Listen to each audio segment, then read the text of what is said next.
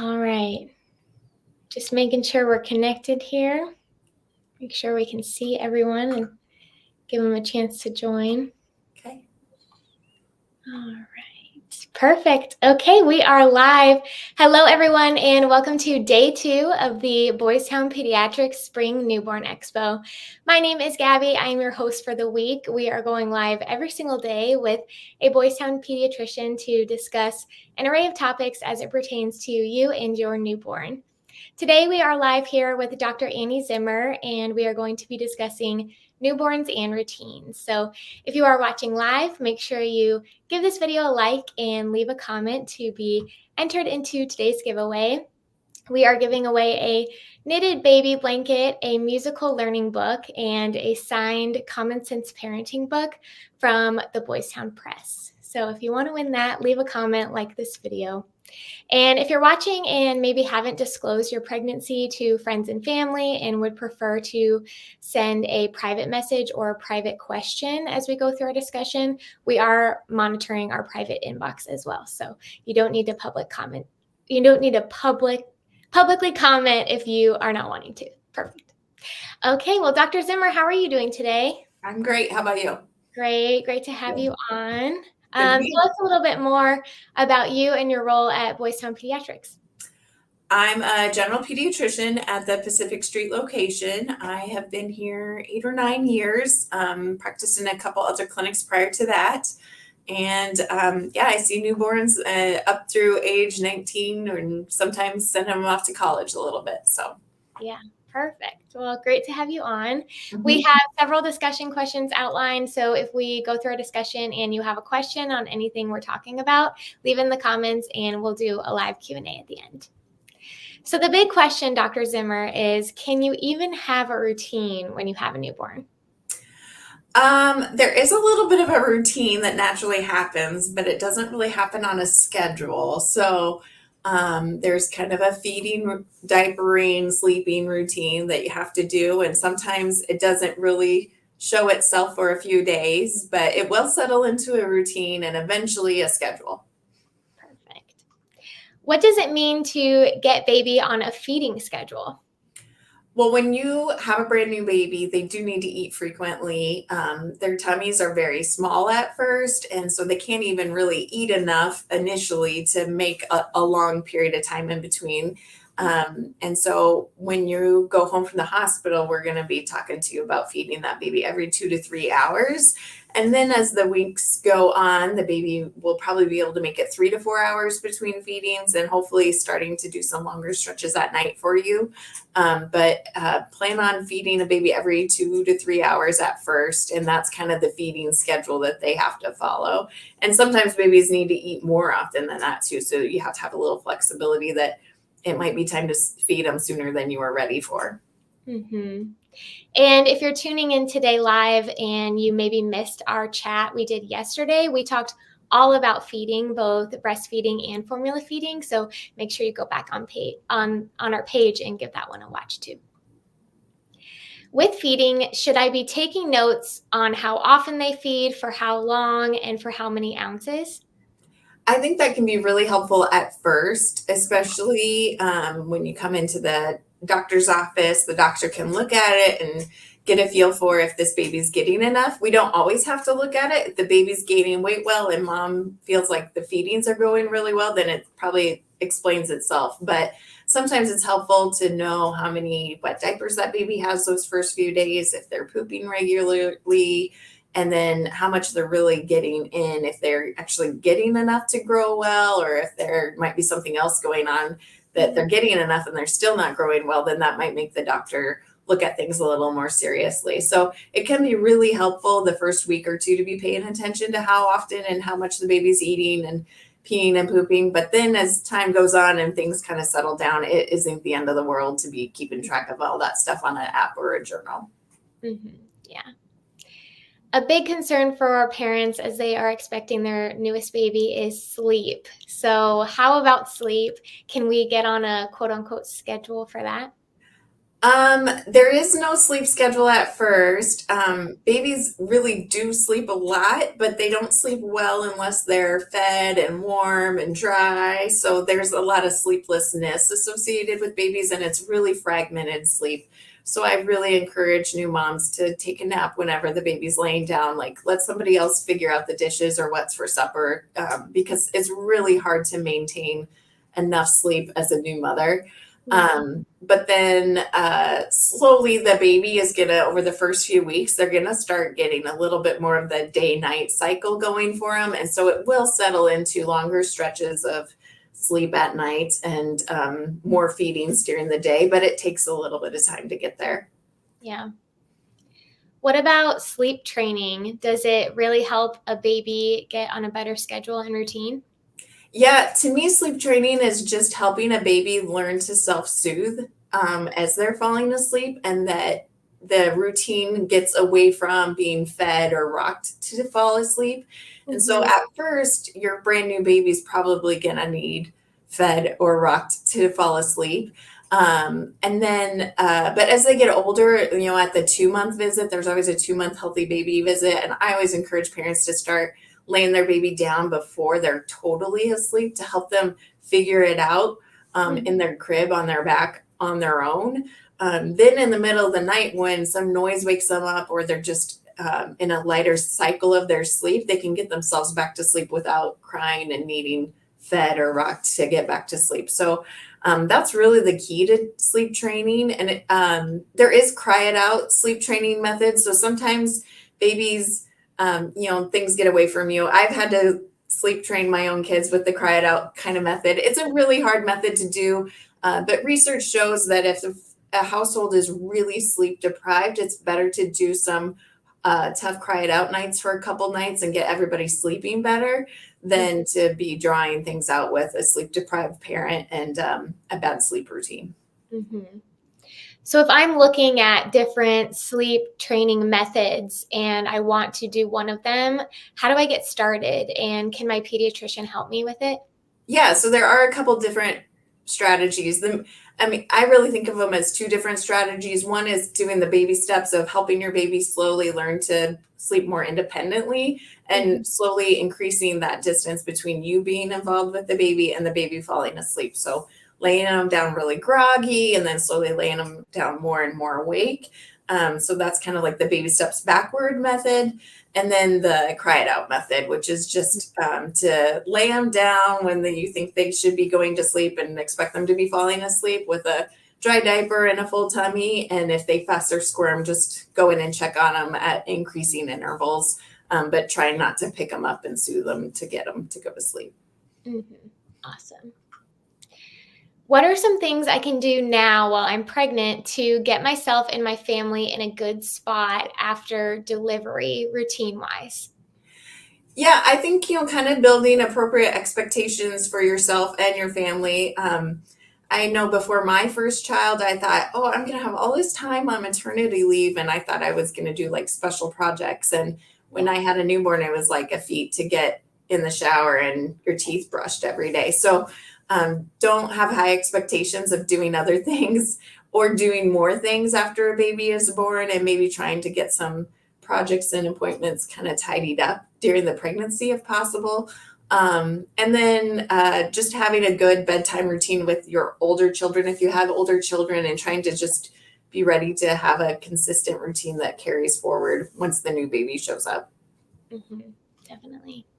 I know a lot of families will do meal prepping in during the pregnancy, Yeah. trying to make enough food, and families oftentimes they get meal trains and things like that. Yes, But yes, but having some freezer meals or some go-to kind of things in your pantry is huge at first. And, the first few weeks you might have some support from friends and family helping you with meals, but it's kind of a rough go the first month or so. So just having some good backup plans and go-to meals is wonderful to have ahead of time. for sure. How can I work with my partner to balance caring for our baby and getting a routine going, especially concerned when they go back to work or when both of us go back to work? Yeah. And that's a really hard thing to find, and every couple is going to be different on what that balance is.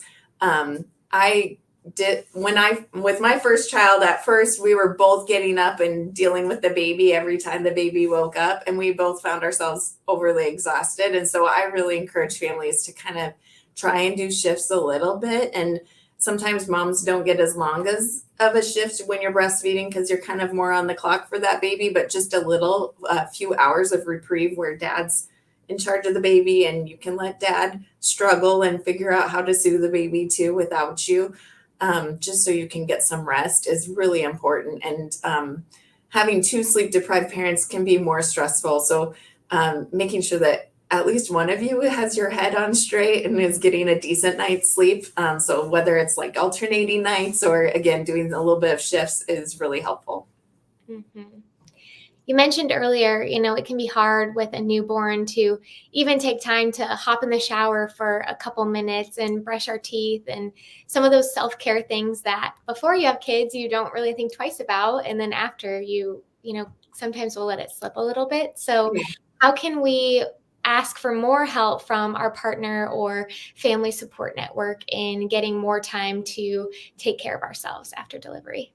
Well, I think it's really easy to think you're the only person that can figure this baby out, and other people want to be involved with your baby. More than likely, the grandmas and grandpas or aunts and uncles would love to be able to do more to help you with your baby. So, and even your spouse. Like sometimes, especially if you're a breastfeeding mom, you might think you're the only person that can troubleshoot the baby, but letting other people kind of figure it out and have some time with their baby while you do some things for yourself or go to a workout class or go for a walk or packing the baby up and getting out of the house with the baby in a safe way. It's just really good to have a little bit of your normal life back after the uproar of a new baby. Mm-hmm. Yeah. And the same goes, we get a lot of comments and things during these expos that we put on that are, I don't have the support of a partner, or I'm single parenting or co-parenting. What advice do you have for those who, they might feel like they are kind of on the island? Yeah, and it is a hard thing to do alone for sure. And I hope that you have people in your life that are offering, and you really should take them up on it because again, even if your baby's upset for an hour or two because it's not you holding them, that baby's going to be just fine. But it could be really good for you to take a break and have some time to yourself to do the things that you need to do to feel well and be a better parent. Yeah. And your pediatrician and your OB are wonderful, wonderful resources too. So, Yes. we can always bring that up in any of the appointments if you feel like. Yes. And absolutely, whether you're a single parent or have a great support system, you can definitely get overwhelmed. And, especially after delivery, a woman's body is kind of working against them with their mood sometimes, and anxiety, depression can step in. And your healthcare providers really want to help you with that. So it's definitely worth bringing up. And hopefully they're touching base with you as well to make sure that's not becoming a problem for you. Yes, definitely. I have built out a good routine with my older kids, but now that I have a newborn, I feel like it is out the window. How can I get back into a routine and make sure that my older kids are, going to bed on time, getting homework done, feeling like their normal isn't totally thrown off due to a newborn in the home? Yeah. This is kind of goes back to that shift mentality a little bit is like in my household, we found that if I'd kind of be overwhelmed with the baby by the end of the day. And so it was a great time to pass the baby off to dad and I could go do the bedtime routine with the older kids. And that's a great way for kids to feel like they're still getting time with mom. And there's still a routine to it. So just trying to maintain routines that were happening. And it doesn't have to be every routine, but if there's something that kind of feels like a rock for your older kids, trying to maintain as much as possible. And it's not going to be perfect every night and every day of the week, but trying to foster some part of your day that's still routine, like sitting down and eating meals together, even if that baby's breastfeeding at the table or something like that, and still making time that you read a bedtime story, even if dad's, pacifying a baby in the next room trying to buy some time for you. So Mhm. just some amount of your routine, trying to maintain it. Mhm. Yes, and we are going live later this week with Dr. Caitlin Gillespie on how to balance raising a toddler and a newborn. So if you're watching and you're in that boat, we will be talking all about that later this week. So stay tuned. Okay, so we are going to hop into the Q&A now. Thank you for everyone who's left questions. If you have a remaining question, go ahead and comment it now, and we'll get to as many as we can throughout the live before we spin the wheel and draw for our giveaway winner. Okay, so the first one is, could a newborn stick with a routine for a few weeks and then all of a sudden not want that routine, and then you would have to change it? For sure.